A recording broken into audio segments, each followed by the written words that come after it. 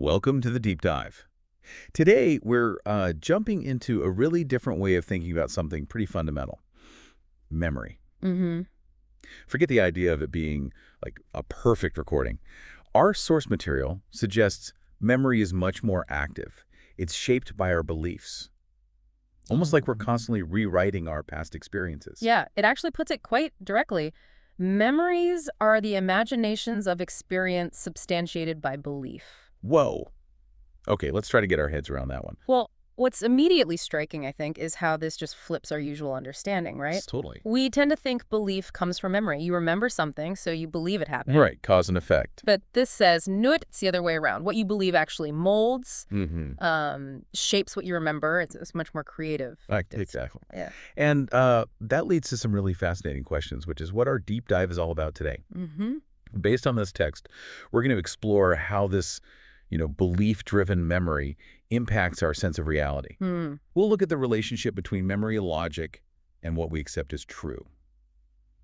And maybe most surprisingly, we'll even touch on how memory might be connected to the very nature of matter itself. Yeah, that part is wild. So this isn't just a trip down memory lane. It could really change how you see, well, everything. It certainly could. And the text, it even touches on how this interplay of memory and belief can shape our understanding of the unknown, especially the scary unknown. Okay. How so? Well, because the unknown is inherently unsettling, right? So the memories we form collectively about it, fueled by shared beliefs, shared fears, they can become quite disturbing. The source uses a really strong word: grotesque. Grotesque. Wow. That Yeah. resonates, doesn't it? It does. You think about like shared cultural myths or anxieties that get passed down, Yeah. even if no one alive has directly experienced them. Right. And these collective memories, shaped by fear and belief, they can feel incredibly real. They have a powerful impact. Exactly. And the text goes further. It suggests memory doesn't just influence belief, but it actually sets the framework for logic. Sets the framework for logic. So the very way we reason, the steps we take to arrive at conclusions. Might be built on this foundation of memories. Memories that are themselves shaped by what we believe in the first place. It's kind of circular. Huh. That brings up a really fundamental point then about, well, the nature of our basic knowledge. Yeah, the text hints that maybe the most essential things you need to remember, like the bedrock of our understanding, even our being, might be pre-established somehow. Reestablished. It says, all things to remember have been set in stone for him and for the shape of his being. Almost like there's a blueprint there from the start. That's a bit like saying the core software is already installed before we even, start using the computer. Sort of, yeah. Okay, now let's think about the role of our will, our conscious desire, our intention in all this mess. Right. The text makes a strong case that even if a memory isn't factually accurate, like objectively wrong, the sheer force of our will to believe in it can make it feel completely real. And even take over our consciousness. Take over. Wow. What's particularly interesting here is the active role of our intention. It's not just passively accepting what pops into your head as memory. Right, it's a choice almost. There's a driving force, yeah. A conscious or maybe unconscious decision to believe.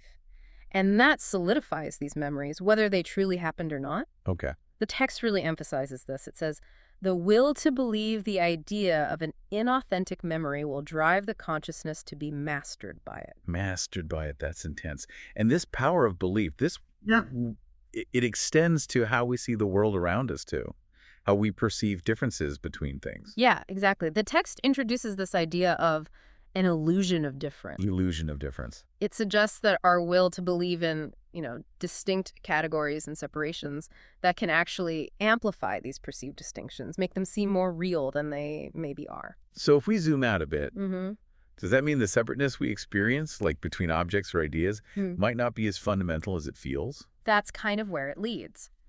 Which brings us to a really unexpected connection. The text makes the one between memory and the physical world, matter itself. Okay, like how? Well, think about, say, two rocks. We see them as separate, distinct objects, right? Solid, different. But the text nudges us to consider them as diverse aspects of a single field, almost like two waves on the same ocean. Okay. This fluid matter is described in terms of a wave function, which the text calls a function of sensible energy. Sensible energy. Yeah, think of it like the underlying energy of the universe just expressing itself in different forms that our senses pick up as separate things. So those two seemingly solid individual rocks are actually just different expressions, different vibrations maybe, of the same underlying energy field. That's pretty wild. It really is. And imitation seems to play a role here, too. Imitation. The text argues that when we try to imitate something, even something we haven't directly seen or experienced, we're relying on some form of memory. Okay, that makes sense. But because we can never truly grasp something completely outside our experience, our imitation inevitably falls short. It becomes a kind of misrepresentation. So we're always imitating an imperfect memory. Kind of. Yeah. What really sticks out is this line. Quote, "To imitate, therefore, is to dwell in a past that never existed." Wow. Okay. That highlights this gap, doesn't it? Yeah. Between our limited, belief-colored memories and the actual thing we're trying to grasp or recreate. Exactly. Our attempts are always based on an imperfect reflection. And here's where things get really, really thought-provoking for me. The text then proposes this. Get ready. Memory is the illusion that makes reality generative. Generative. It's not just by looking back at what happened. It's presented as the very mechanism by which reality comes into being, unfolds. That's the implication. And it follows this with a twist on a famous philosophical saying. Oh, which one? I remember, therefore I am. Instead of I think, therefore I am? Right. Suggesting that our sense of self, our very existence, is deeply tied to this active process of memory creation, almost like it's our destiny unfolding through memory. That really turns things on their head. So it's not just conscious thought defining us, but this fundamental active power of memory as the foundation of what we perceive as real. Exactly. And the text delves deeper still. It calls memory a phenomenon of the noumenon. Okay, that's a philosophical term. Remind me. It basically means the thing in itself, the underlying reality that's beyond our direct senses, what Kant talked about. Got it. So memory connects us to that deeper reality. That's the idea. It signifies our unique contribution to what's described as a decryptive field of time. A decryptive field of time. Okay, that sounds incredibly abstract. Can you break that down a bit? Let's try. Imagine reality as a kind of encoded message unfolding over time. Okay, like a signal? Sort of. And our individual memories are like keys, or maybe part of the decryption process that help us decode parts of this message. I'll see. And the fluidity we see in the world, how things change, interact, that might be a result of this ongoing decryption process, which memory facilitates. Interesting. The text suggests this process becomes clearer, more apparent, as an object's mass gets closer to zero. Less mass means more decryption. The less stuff it has, the more fluid and interconnected it seems to become, almost like it's more easily influenced by this underlying field of memory and information. Think about fundamental particles, tiny mass, but huge quantum influence. Right, quantum physics stuff. So the less tangible something is, the more plugged in it is to this underlying memory field. That's the direction the text seems to point, yeah. Yeah. It even states that memory is reduced to the value of zero by decryption in space, for form and sense perception in time when mass increases. Whoa, okay, hold on. Memory is reduced to zero by decryption as mass increases. It's a bit counterintuitive, isn't it? But think of it like this. Pure memory, maybe the potential, exists at this fundamental 0 point. As things gain mass, become concrete forms in space that we perceive through our senses in time, the memory aspect gets, well, decrypted into that form.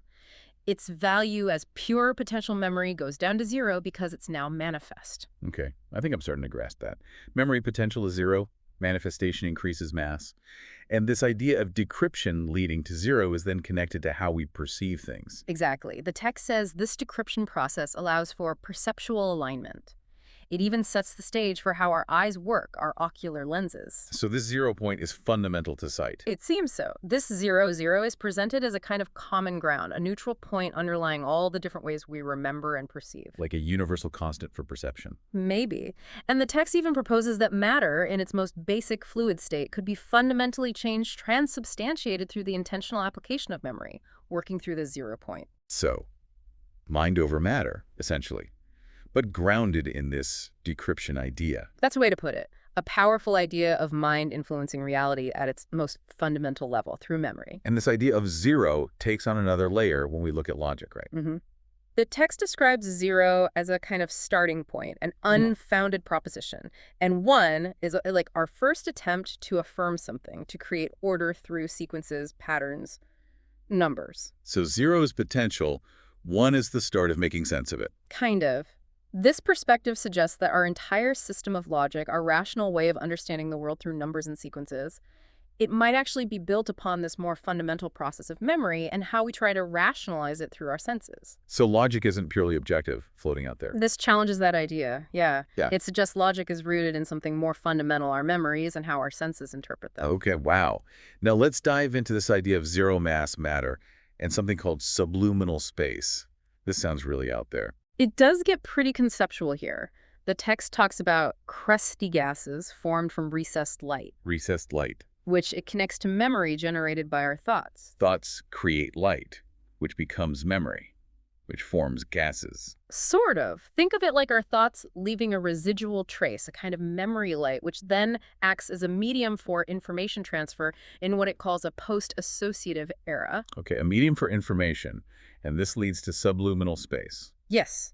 Subliminal space is described as a region permeated by an original mind. It's constantly illuminated and exists sort of prior to big energy events like novas. Before the Big Bang, maybe. Something like that. Possibly. The crucial point here is the emphasis on light.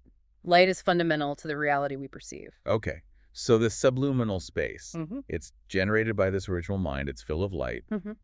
but it's usually invisible to us. Right, but it can become visible through electromagnetic waves, waves that somehow comprehend or process memory. How does that work? EM waves interacting with memory. The text suggests this visibility arises from an interaction between this fundamental, unchanging mental region and processed memories, which are maybe more dynamic, more related to our physical experience.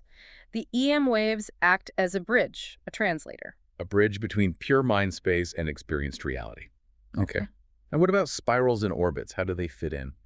Well, the text describes an orbit, like a planet's orbit, as essentially a flattened spiral. A flattened spiral. Yeah, and the spiral cycle kind of completes or flattens when it's comprehended by an instantaneous line. An instantaneous line, like Yeah. a moment of understanding. Exactly. That moment makes the process mind responsive, tangible, something our minds can grasp. And time itself comes from this. The text suggests our understanding of time dimensions is deduced from the synchronization of memory and frequency, presumably brain frequency, within these mental regions. Okay. Memory plus frequency equals time perception.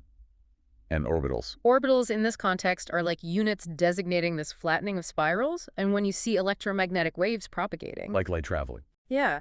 The text says that's actually a phenomenon indicating incompleteness. Like the synchronization isn't perfect, leading to what it calls artificial observation. Artificial observation. Yeah. Because we're seeing the wave, the incompleteness, not the fully comprehended flattened spiral. That seems to be the idea. It sounds like this artificial observation arises when our understanding isn't fully aligned, leading to a more fragmented, wave-like perception. Which brings us right to sight itself, how we see. Right. The text proposes a really interesting theory that sight is actually a consequence of our brains instantly reassessing and correcting for mental breakdown or fragmentation. So seeing is fixing a constantly breaking mental picture. Kind of. Creating a unified visual experience through these electromagnetic interconnections. Like, sight is a recovery mechanism, a way the mind pulls itself back from chaos by constructing a coherent visual picture. Wow. And dimensions. How do they relate? In this framework, dimensions set the framework of time through subconscious feedback. It links sound with a kind of mirrored expression described as an original code of imitation. Sound linked to an imitation code, and the sounds we actually hear. Common sonic release, like everyday sounds, are described as a kind of backward representation, a retrograde phenomenon. It's characterized by the decryption of signal frequency and the radiation of electromagnetism, especially radio frequency. So sound is like an echo, a byproduct of this deeper mnemonic and electromagnetic decoding process. That seems to be the gist, yeah. It's complex stuff. Definitely. And just briefly, the text also mentions the constant depreciation of energy. Mm-hmm. It suggests this plays a role in the directionality of space. And it kind of wraps up by suggesting that duality, the way we see things as separate, A or B, is ultimately an illusion. Back to the illusion of difference. Exactly. Everything, it argues, is connected within one fluid system. Potentials, possibilities are conceived in an unobservable intermediate state. The noumenon, maybe. Perhaps. And the act of observation is what allows us to reach the reality we can actually perceive and interact with. Okay, so let's try to recap this deep dive into our source material. Yeah. It paints a picture of memory that's just pitched. Yeah. It's far from being a passive recorder, isn't it? Not at all. It's presented as this active, imaginative force deeply tangled up with our beliefs, Shaping our logic, shaping our perception of reality. and maybe even playing a fundamental role in the very fabric of the universe, down to matter and energy. It certainly offers a radical new way of looking at something we all experience every single moment. Instead of a static archive, memory becomes this dynamic, creative process. Which really makes you think, doesn't it? Yeah. How might this, different understanding of memory change how you, the listener, view your own knowledge, Yeah. your past experiences, the reality you live in every day? Yeah. How might the idea that memory is the illusion that makes reality generative shift how you value your past, knowing it's maybe an active creation rather than just a fixed record you're accessing? That's a big question. And it leaves us with a final thought to maybe ponder on your own. Considering this concept of subliminal space and the idea of memory as recessed light, Yeah. what are the implications for the nature of our own thoughts if our memories are, in some sense, a form of light, constantly being generated and receding? What might that tell us about the potential and perhaps the hidden depths of our own minds? Definitely something to keep turning over in your mind. Thanks for taking this deep dive with us today. We hope it's given you quite a lot to think about.